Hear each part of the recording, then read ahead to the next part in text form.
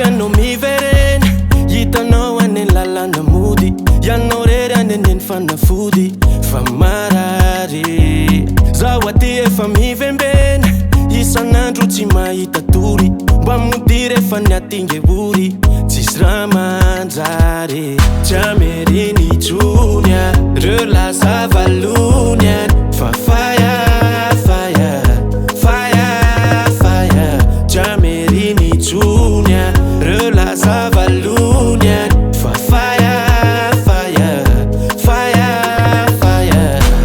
Tofakany ataonao sa reraka loatra ny saiko e. Mifony, mifony, mifony.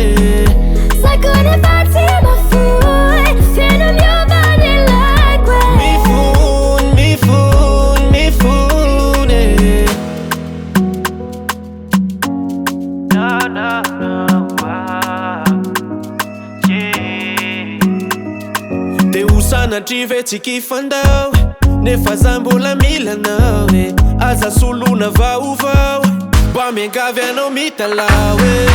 Disoaka mialatsiny, fa bereo fakapanay, tsarovy anareo fahiny, eo momba mamelay fa Jameriny Junior, reo lasa valony any, fa fire, fire, fire, fire. Jameriny Junior, reo lasa valony any, fa fire, fire, fire, fire.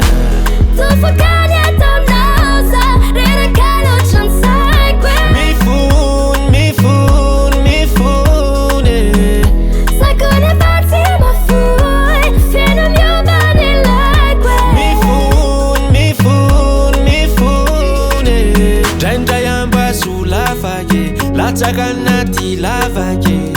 Ampatsasiko fanitsone, za Jameriny Junior. Reny nefa rano rarake, tsy atao tsony amy manarake. Ampatsasiko fanitsone, za Jameriny Junior. Tofakany